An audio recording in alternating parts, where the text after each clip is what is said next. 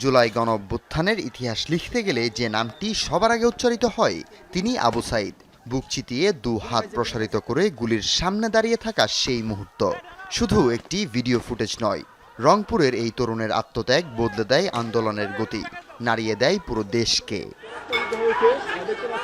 2024 সালের 16 জুলাই রংপুরের বৈষম্য বিরোধী ছাত্র আন্দোলনের কর্মসূচিকে কেন্দ্র করে উত্তপ্ত পরিস্থিতি। সংঘর্ষ, ধাওয়া পাল্টা ধাওয়ার মধ্যেই পুলিশের গুলিতে নিহত হন বেগম রোকেয়া বিশ্ববিদ্যালয়ের শিক্ষার্থী আবু সাঈদ।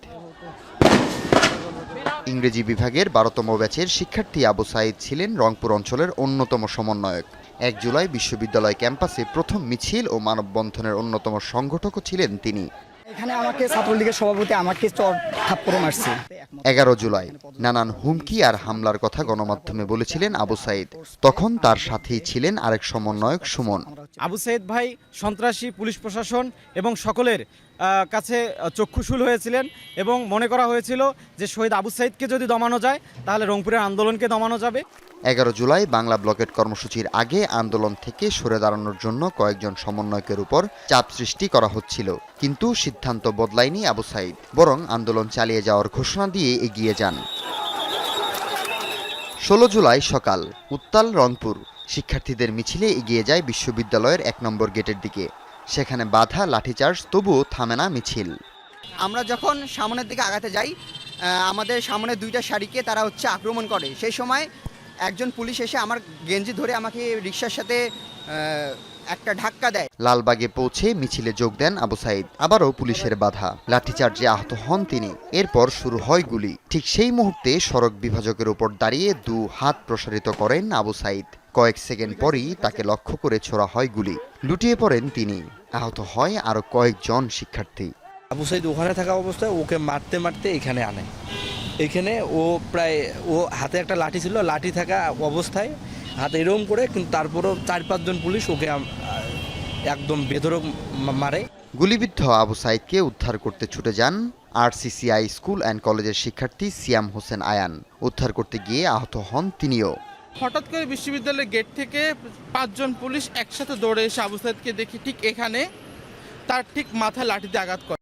আবু সাঈদকে প্রথমে রিকশায়, পর অটোরিকশায় করে নেওয়া হয় রংপুর মেডিকেল কলেজ হাসপাতালে। হাসপাতালে পৌঁছে দিতেই এগিয়ে আসেন নিপুণ রায়, সাজু বাসফোর ও কবিরুল হাসান মিজুসহ কয়েকজন। হাসপাতালে প্রথম পৌঁছানো শিক্ষকদের মধ্যে ছিলেন অধ্যাপক শাহিনুর রহমান।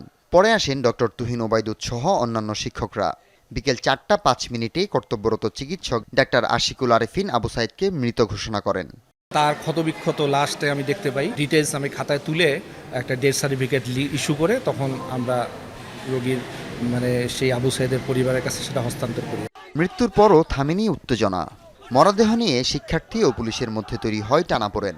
শিক্ষার্থীরা মরদেহ ক্যাম্পাসে নিতে চাইলে বিভিন্ন স্থানে পড়তে হয় বাধার মুখে। পরে মরদেহ নিয়ে যায় পুলিশ। টান আমি হালকা করে একটু টান দিতেই ওরা সবাই পিছন থেকে ধাক্কা দেয় এবং আমরা সাথে সাথে ইমার্জেন্সি থেকে বের হয়ে আমরা সামনে দাঁড়াই। আমাদের ক্যাম্পাসে নিয়ে যাবো, যে এখানে সে শহীদ হয়েছে, কিন্তু তারা কোনোভাবেই সেই লাশটাকে আমাদেরকে নিয়ে যাইতে দিচ্ছিল না। যখন ওরা লাশ নিয়ে যায়, আমি আর কোনো কিছু না পেয়ে আমি পুলিশের গাড়ির সামনে শুয়ে পড়েছিলাম। অপেক্ষায় একটি শোকাহত পরিবার, স্বজন, প্রতিবেশী আর অসংখ্য মানুষ। পরদিন স্থানীয় জাফরপাড়া মাদ্রাসায় অনুষ্ঠিত হয় জানাজা। শেষ বিদায়ে অংশ নেন হাজারো মানুষ। ওই সময় তারা আসলে ভয়ভীতি দেখাতে শুরু করছে যে আসলে লাশটা এখনই দাফন করতে হবে। আমি জানাজা এবং দোয়া করার কারণে আমাকে রাষ্ট্রদ্রোহী হিসেবে চিহ্নিত করার চেষ্টা করা হয় এবং আমার অনুপস্থিতিতে, অর্থাৎ 17 জুলাই থেকে 5 আগস্ট পর্যন্ত আমি বাসায় আসতে পারিনি। আমাকে বিভিন্নভাবে গ্রেপ্তার বা অনেক কিছু করার চেষ্টা করেছিল। আবু সাঈদের মৃত্যু শুধু একজন শিক্ষার্থীর প্রস্থান নয়, তার দুহাত প্রসারিত করে দাঁড়িয়ে থাকার সেই কয়েক সেকেন্ড আজও বাংলাদেশের ইতিহাসে এক অবিস্মরণীয় প্রতীক। সেই আত্মত্যাগী জুলাই আন্দোলনকে দেয় নতুন গতি, আর ইতিহাসের পাতায় স্থায়ীভাবে লিখে দেয় শহীদ আবু সাঈদ নামটি। হাসিবুল করিম বিজয়, যমুনা নিউজ।